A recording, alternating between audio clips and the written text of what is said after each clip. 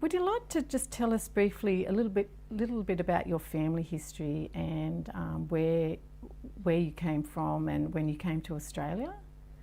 Okay, I was born in Liverpool in England, eldest of 5 children, and my running actually started as a child because I used to go to school by myself, and I'd set a lamppost in front of me in the distance, look back for a bus, because in those days there weren't many cars, 1940s, and I'd wait till the bus came round the corner, and then I'd run hell for leather for the lamppost and try and get there before the bus got there.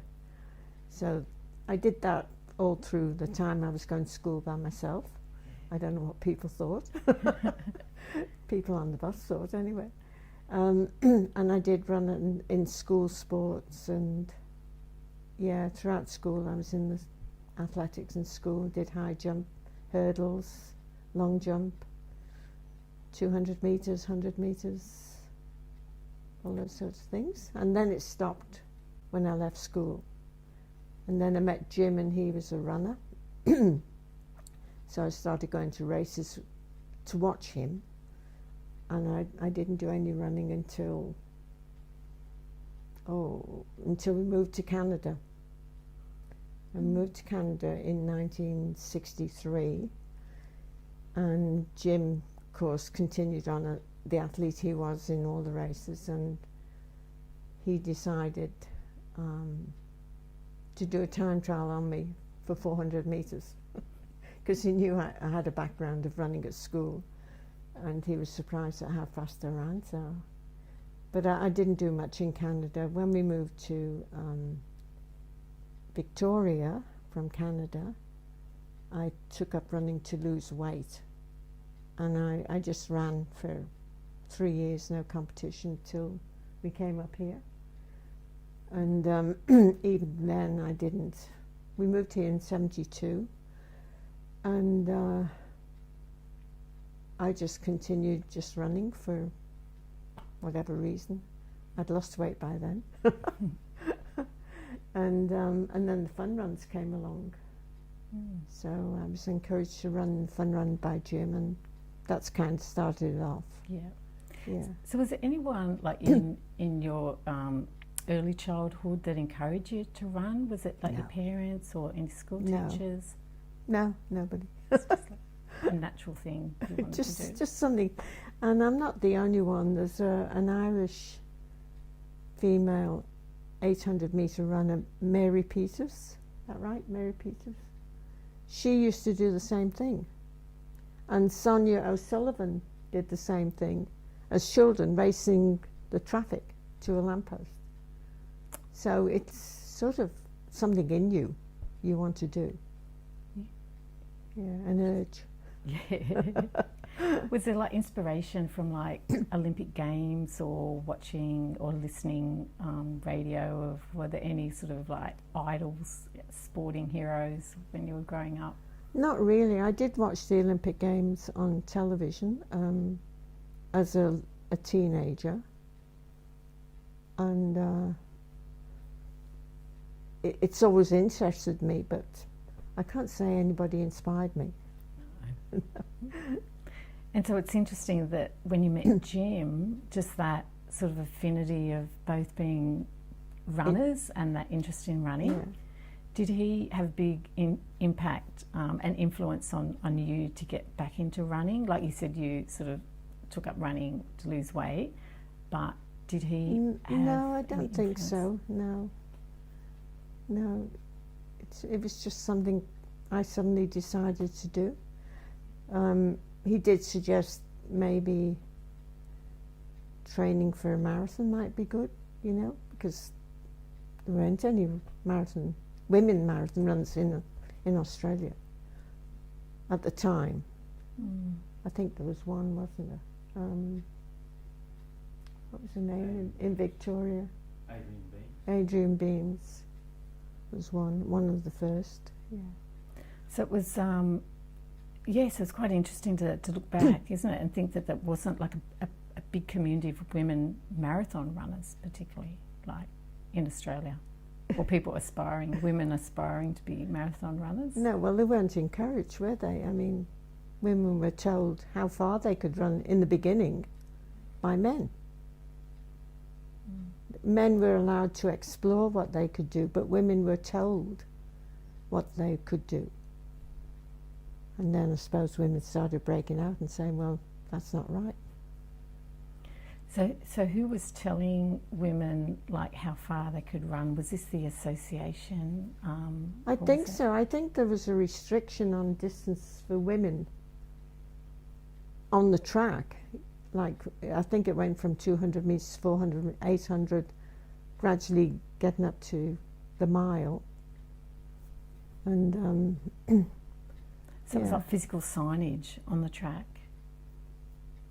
No, this was a provision of entry, I think, to the races. Yeah, like a condition. And yeah.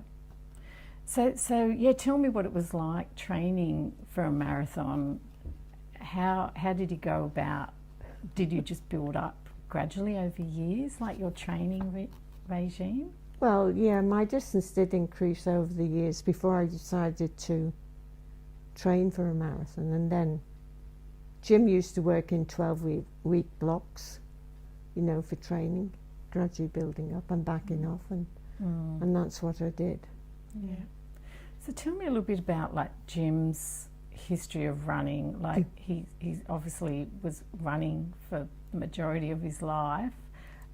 Was he influenced by anybody or an event, or was there... Watching Satterbeck, wasn't it? Yeah, watching Satterbeck win a 10K on the track. Yeah, that started... triple Olympian in Helsinki. Yeah, that started Jim's running career. And he was the only one. He lived on the docks down in Liverpool, and he was the only runner around that area. And I think people hurled abuse at him. And yeah, he used to run to night school, run home, and things like that. Get his training in, and yeah. So Jim was born in 1934. Yeah. What's that? 16. So it certainly had a big influence on him, didn't it? Then to sort of go on, and he's oh yeah. He's never stopped running. No. So when he moved to Canada, he ran then Victoria. Oh yeah, joined another club and continued running. Yeah. And so when did he start running the marathons? Was it sort of in Canada or was it in Australia?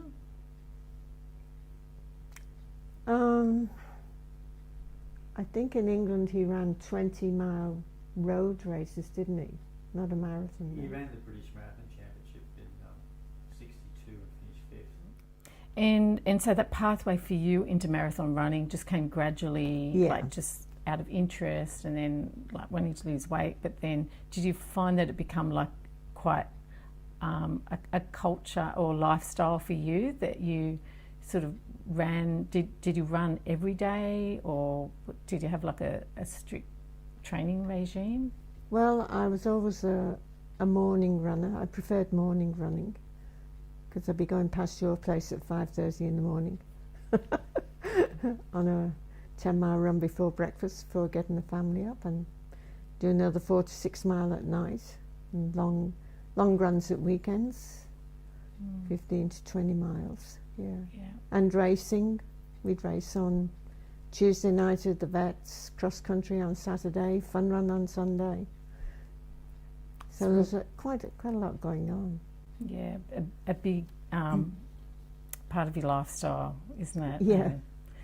And so just getting back to the issue you were talking about, like women being told how long they could run. What were some of the obstacles in being able to run a marathon as a woman?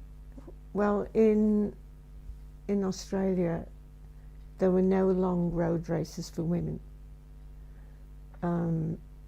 When I wrote for permission to run in the marathon, I was told, well, we have 5K road and cross-country races down here in Sydney, which at the time was a 3-hour journey by car, longer by train. But Mike and Jim were running up here, and I'd have to travel by myself, find myself wherever, go, you know, find the venue, which I didn't do. I just wrote and asked for permission, and they granted it. Yeah. Mm. And so what was the association that granted it? What was the New South Wales Women's Athletics Association, because there were two separate bodies, the men's and the women's. Yeah. So, yeah. Yeah. I had to go under the umbrella of the women. Yes. Yeah. Yeah. But the men didn't worry about women running with them. No. No. So when did you run your first marathon? Where was that at? 1976. It was from Raymond Terrace Shopping Centre out to Seaham and back twice. And they're hard marathons to run, because when you get back to the beginning again, if you're feeling bad, you're more likely to drop out. And there were 45 starters and only 14 finished.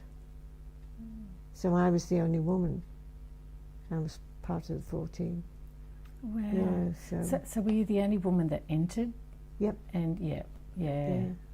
And what time did you do in that, sir? 3 hours 37, 35 was it? Yeah. Yeah. God, it's a great achievement. And then the second year, the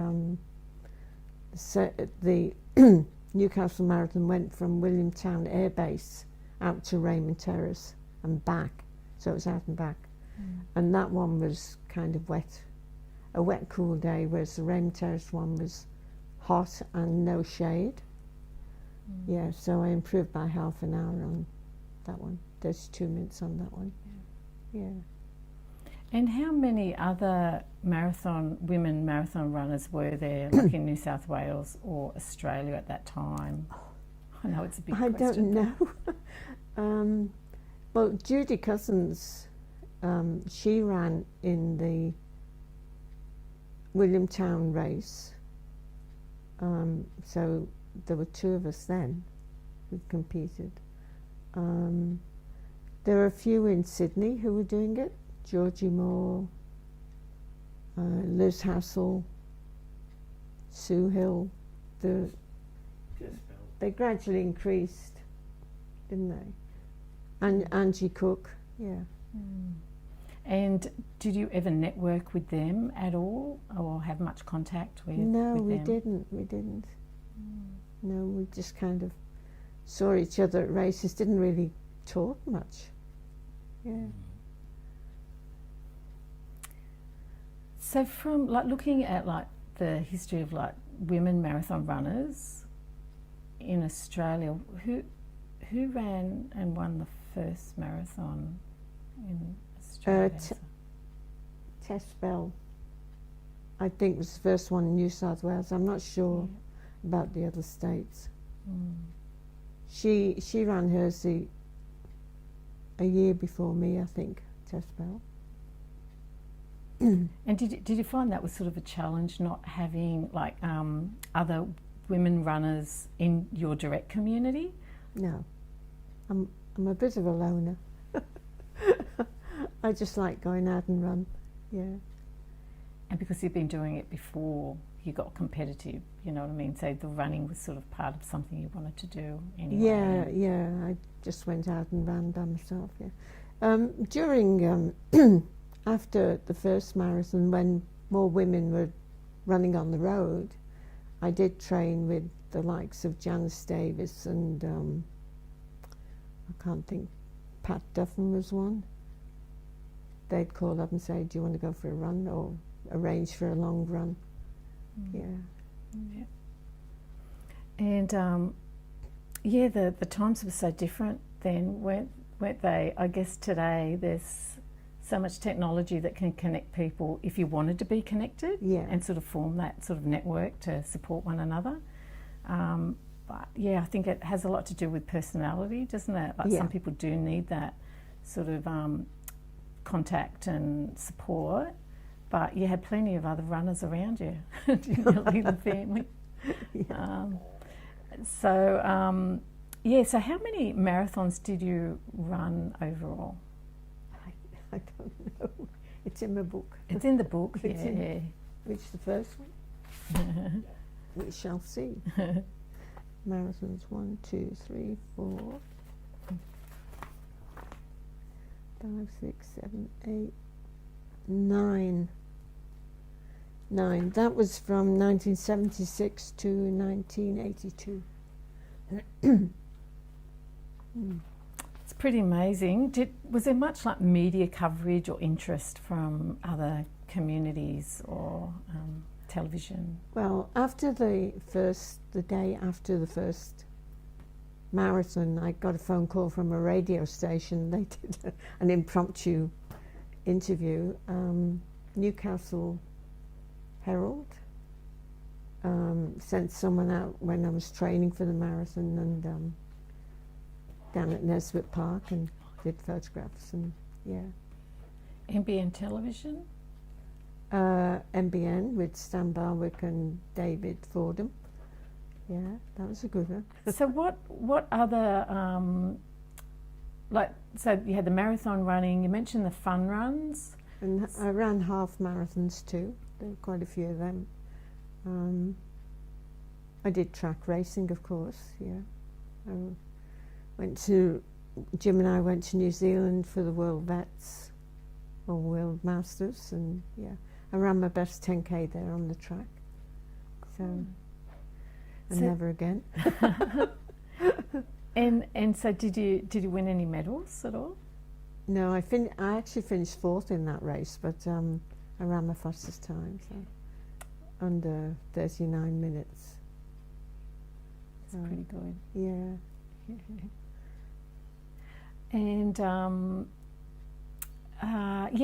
so where else did you travel? Like you mentioned New Zealand. Did you travel elsewhere in the world or Australia?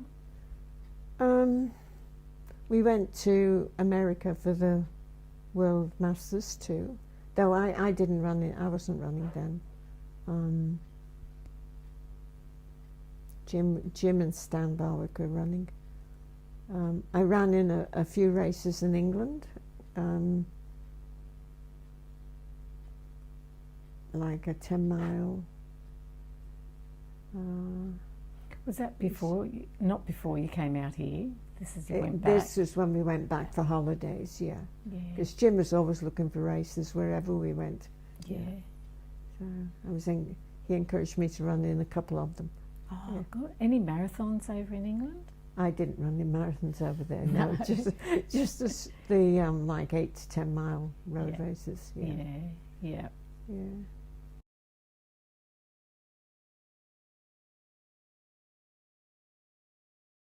So can you recall any like memorable or forgettable experiences during your running career? Any real highlights?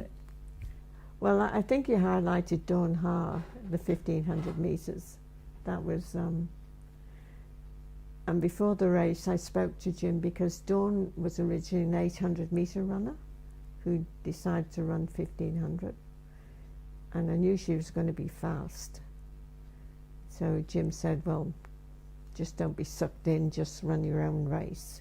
Try and keep with her if you can, which I managed to about, I think around the 1200 metre mark, she was getting away from me, and down the back straight, she was getting further away. And I just kept plugging along. And I've always been able to do a lift from just after the 200 metre. Regardless of how you feel, athletes can do this. It's just something that happens. And as I got into the straight, she was just coming back, and I realised she was treading water, you know. And I won the 1500, so that was amazing to me. Yeah. A big highlight, yeah. So who was there to cheer you on the day? Can you remember? All the people from Newcastle. Yeah. so that's a fantastic highlight, isn't it? Like just to sort of, and you sort of describe that something that you just drives you to sort of push yourself that little bit further at the end. And excuse me. And I guess every athlete has their own style and timing of, you know, well, this is sort of like a shorter race, I guess, but just sort of knowing how much you've got to sort of give in those last. I remember we were down in Sydney, the Newcastle Vets runners, and I think it was a 5K race, but someone described my race as they saw it. And they said that as I was going down the back straight, someone was coming up on me, and they thought, or the group thought, that I was going to be overtaken. But one person in the group called Bobby, what's the red-headed guy, Bobby? I can't remember his surname. But he apparently said to them, no, she'll do a lift when that person gets on her shoulder. And apparently that's the way he saw me, the way I raced. Someone would come up to me and I'd take off. Shows I was slacking a bit. It's interesting, isn't it? People that sort of observe and watch athletes could have, sort of get to know their style. Yeah, but as an athlete, I wasn't really aware of it, you know. It's just something that happened. Yeah, so interesting, isn't it? Yeah. And, you know, just think back to your early, childhood and adolescence in running and just sort of getting to that bus in time and the extra push at the end. Yeah. So any forgettable moments? Times. We went to Nowra for a marathon and I dropped out. I didn't like dropping out.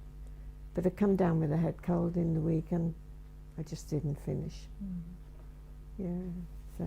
And in the World Vets I dropped out of the marathon too, because the 10K I'd worn really light running shoes and my legs were really sore and I just couldn't get through the marathon. You should give the context of an hour one going down on the train with a petrol strike at 5 in the morning. Oh yeah, that wouldn't help. So we got the train from the Katara station and then we had to pick up a train in Sydney for Nowra. And then we got on was it a truck? Somebody picked us up from Nowra to take us to the start, That was all the morning of the race because there was a statewide petrol strike that weekend. And the race started about 1 o'clock, I think. Yeah. Middle of the day. So you did all that before 1 o'clock? Oh, God. That's pretty hectic, isn't it? Yeah. Now, the Newcastle AAA Open event, you become the second woman to finish the 26-mile classic. So how did you feel after that marathon? Well, I guess there's a kind of elation that first of all those people dropped out of it and you finished. In fact, there was one guy we used to have runners from Cessnock Correction Centre run with us. Yeah, and going out, he said to me, as I passed him, he said to me, "You're one strong woman." I think he was Italian or Greek, you know, he had a bit of an accent. Yeah. And so that was in, what year was that? 1976. Yeah. So 1977 it went from Williamtown. Yeah. Oh, that's right. So even though it's called like the Newcastle AAA, so what makes it a AAA Open event? Like Because it's not you have to be a registered athlete to run. You can't just be like a fun runner. You can't just run. Yeah. So you've got to register. Yeah, you've got a number and it's registered and recorded. Yeah. Yeah, and Yeah. goes into the records. Yeah. So, with the Women's Association, do you know what the membership was like at the time? Like, it was an association that you continued to be a member over a few decades? Well, there were women's clubs, like there was a Newcastle Women's Club. There was a Dudley Club, I think. All around New South Wales, there were women's clubs only. Same as there were men's club. Myers Park was a men's club. Newcastle, there was a Newcastle men's club. So they were all separate bodies. Yeah. Or separate clubs under separate bodies. Now, was there an incident where you had to get permission from the Men's Association? Or am I getting that wrong? The men didn't ask. No, No. the men just allowed us. Yeah. And Yeah. then I was asked if I wanted to join the Men's Association, which, thinking back now, is a bit laughable when you think about it. And I did that, and I thought, well, that allows me to run in their races, so I didn't worry about the women's permission. Yeah, so they allowed you to join as a woman to the Men's Association. Yeah, it was the thin end of the wedge, actually, because they were trying to merge them. I think the men wanted to take over the Women's Association. Maybe because more women wanted to run longer races, I don't know. You could have been a trailblazer. Were you the only woman? Well, Angie Cook used to run in the men's road races. Yeah. Yeah. So are they amalgamated now? Oh yeah, they amalgamated in 1982. The history, just to give context, the history is the Australian Athletic Union told all state associations they had to amalgamate by 1982. So there was 3 or 4 years leading into that where there was jockeying, some manoeuvrings going on between the two associations to get the amalgamations done. Yeah. And a bit of the confusing factor is that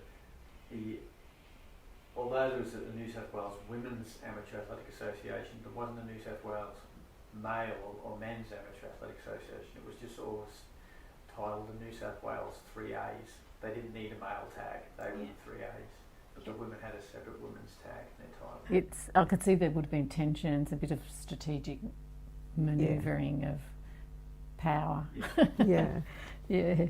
Yeah. It's a really interesting fact, though, isn't it? That you Yeah. sort of become a member. And But then Avon came along and they were promoting women's running in America,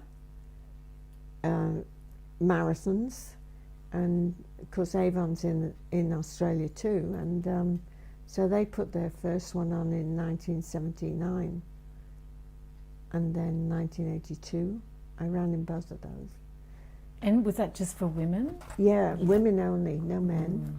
It went from Manly out to Palm Beach and back, and I ran 3 hours 17.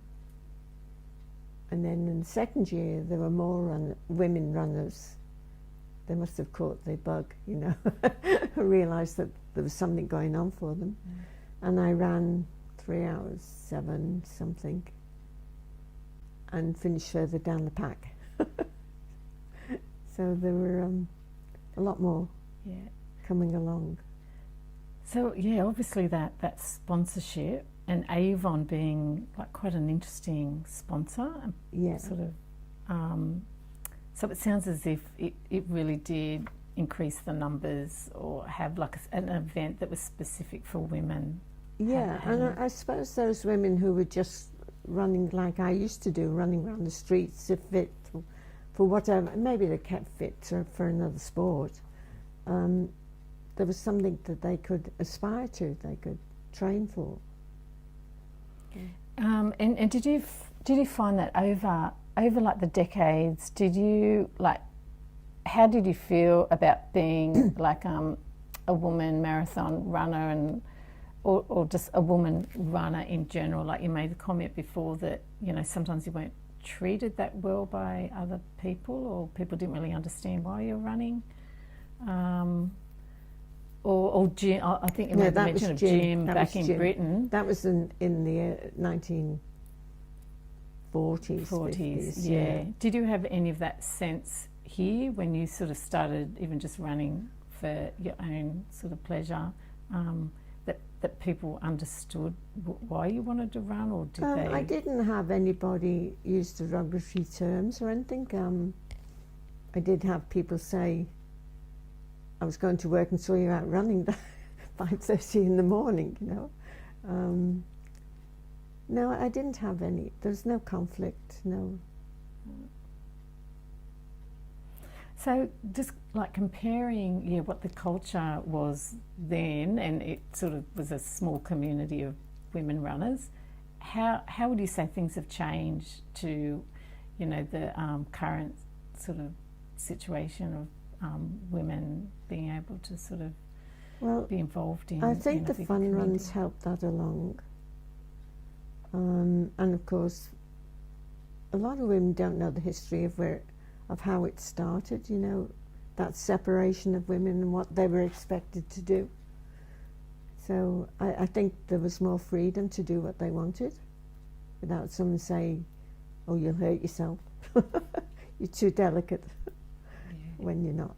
And having those restrictions on how far they could run and things like that. Yeah. I think in the interview with Stan and David Fordham, I said to them, if a woman can go 9 months being pregnant and doing everything that they're supposed to do, they've got all the stamina in the world, really, if you just set your mind to the training. I don't think they even, men don't even think about that, about pregnancy is a long 9 months with a lot of work if you've got a family. Yeah. And I think through a lot of science and research on, athletes today, that they know women are good at endurance, so the marathons are probably perfect. Yeah. Rather than a quick sprint to the bus. True. But even taking men and women's physiology into account, women also have to take into account the menstruation cycle. Men can just plan their program without any problem, whereas women have to be a bit more cautious maybe. Maybe nowadays women are on the pill and it's more controlled, whereas in my day it wasn't. Yeah. And so that the whole preparation and leading up to a date of an event happens. And it certainly can have a big impact on how you perform on the day or if you do it at all. Yeah. So what do you consider your legacy in being an inspirational runner? I haven't really thought about that. I don't know that I have a legacy. I have always encouraged women along the way, and even Janice Davis has said to me, I remember when you said, keep training, the speed will come, and all that sort of thing, just to encourage them. Yeah. And so that's the thing, isn't it? And because you just, you're doing the running yourself, you didn't expect a lot of support, you were saying, you don't mind being on your own, and running can be quite isolative. But just people seeing you out there running, it can be a bit of a trigger, I guess. The thing that did happen in fun runs, which was quite funny, is when the male runners, there was only a few of us running the fun runs in the 70s and in Newcastle. When you got up to the shoulder of a man and he looked back and realised it was a woman, take off. It kind of kept the men honest. Yeah, they didn't want a woman to beat them.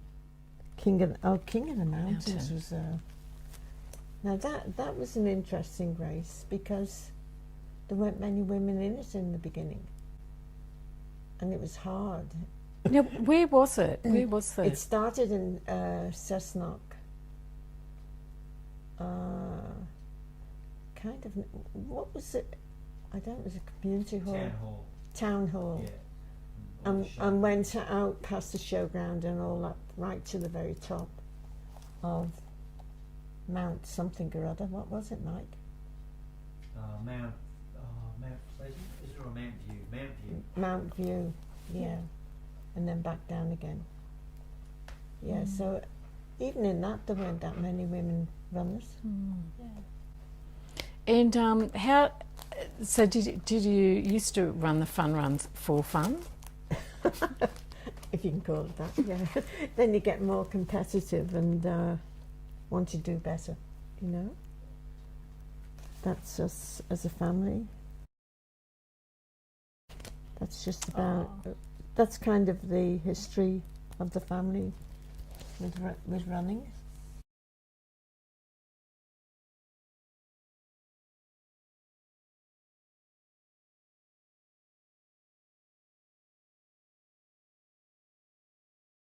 Oh, another memorable one was Frankston to Melbourne. It was called Highway to Hell. Oh, it was a heat wave, yeah. And did you finish that? Yeah, but not. I did around 3 hours. 45. One of the slow ones. Oh, there's Ron Grant. Ron Grant. He wrote a book, which we've got, and that's Jeff Newey, and that's Jim, and that's me, and yeah, we've got his book. he came through Belmont. He came from Sydney up through Belmont way. So I'm not actually sure where that. And so he's a well-known runner. Oh, an ultra distance runner, yeah. Ultra, yeah. Is he? Yeah. One of the first ultras, I think, in New South Wales. To start of the fun runs. You know, we were photographed as a family by Newcastle Herald. So tell me who's in this photo? That's Sue, Mike, Jim and me. How we change. That's the Newcastle's Jesmond. I think that was the first fun run in Newcastle. So I finished third, I think. That's Sue Morgan. And her name's Belinda Green, I believe. I think she was first, second, third. And so did you say that was the first fun run that you ran in Newcastle, or was it the first fun run? The first Newcastle The one first I ran. The Newcastle. other one was terrible to That is Gosford. the Jesmond Centre. Started in Newcastle and the Jesmond Centre. This is 1970. I'll put the date on the back there. 1976. So Georgie, the female depicted there, is Georgie Moore. So I ran my marathon in May that year, and she ran. So a cartoon came out with all the men fawning over her. I mean, that was the attitude of the day. They're all trying to beat her, so you bump into her. Georgie ran just over 3 hours in the men's marathon, so and it was very unusual for a woman to be running a marathon at all. So, and Rigby's a very well-known cartoonist. Yeah. I think I don't know whether you've heard of him, but he's very well-known. He ended up going up to America and making his name as well. Yeah, he's holding a newspaper with Lady Marathon Runner, see? He's pointing out, now in America, the women were pointed out and dragged out in when Jim ran his, 1960s, wasn't it? Yeah, 67. Maureen. See, everything's interlinked though. It's interesting, because like that Avon stuff, Catherine Switzer was the CEO of like their community liaison for Avon, and she was the woman who got turfed out of the Boston Marathon in 67. Yeah. And she ran in a race that Dad won in Canada in that year, just after, where a girl ran the world record for a marathon. And yeah, so we've got stuff about that, and Dad used that as an example with Mum of encouraging women to run. One of the runners who ran the Newcastle Marathon, he was from Sydney. He wrote, interestingly, a housewife from Newcastle.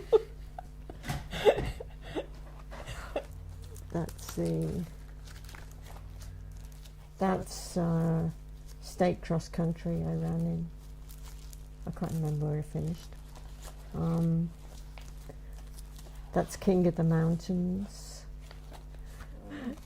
Oh, there's the, that's Margaret Ricardo. She was in the, there's Margaret Ricardo, myself and Caroline Vaughan with a team for the first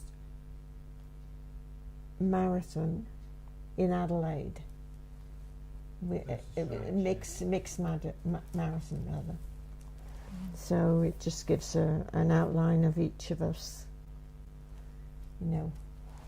First women's national championship. But you'd think that was me. It's not, it's Margaret. Yeah. Yeah, so, oh, the big M, that's it, that's the one. I didn't run very well, but still it was very hot. There it is, 3:45:53. And Jim was very upset with me because he was sitting on the side of the road and I passed him and didn't stop. He was having a bad time. Did you beat him? Yeah. I think that's me there, I think. Anyway, that's cross country at the university. That's the end of Rutherford to Green Hills Shopping Centre, I think. Yeah. They're the split times for the marathon I did, my fastest one. How long did it go for? Is it? Do they still have the Avon It Marathon? actually started in Germany, in Waldmeal, by Avon, and then moved out to America. And then they started expanding it around the world. Australia was a place where they did it as well. Yeah. Yeah, to encourage marathon. It was an initiative of Switzer, Catherine Switzer. She was behind it all. Yeah. She was very senior. That one's a Canberra one, marathon. I didn't run very well in there. Oh, that's a Redhead Beach run, fun run. And that's Sue Morgan and Brian Morgan in the back there. So how was it running on sand with no shoes Well, on? you see, I've got bare feet, and I think I put in my book that Judy Cousins was also in the race, and she wore shoes, and her shoes got filled with sand and kind of got wet, and she got bogged down. So I ran barefoot, so it was a lot easier. Brought it, one of the vets, new vets runners over to me, a female, and she said, "This is Sue Beisty, the legend." I'm not dead yet. Yeah, she was just introducing me as a former runner, you know, beginner of the vets. But I think one of the things about context is Mum probably underappreciates how much of an example she was to other people. Because I've heard in recent years, you know, the past 10 years or so, how much people looked up to Mum in her running. Just the fact that she was out there and the example she set. Yeah, so a lot of people did look up to Mum. A person who's sort of approaching middle age, actually out there running well. And some of the younger girls and people of that era, you know, really thought that was fantastic. Yeah, I guess I really didn't think about my age when I was racing in these races, because when I mean, even that one where Mum, the heading about Mum, Margaret Ricardo is 20 years younger than me. So I was really quite an old runner, but I was keeping up with them, more or less. Mum came to it late. I was 35 before I attempted racing. So I was into it later on. Yeah, that's right. But I just didn't think of my age, and now I look back and think, well, I did pretty good seeing they were younger.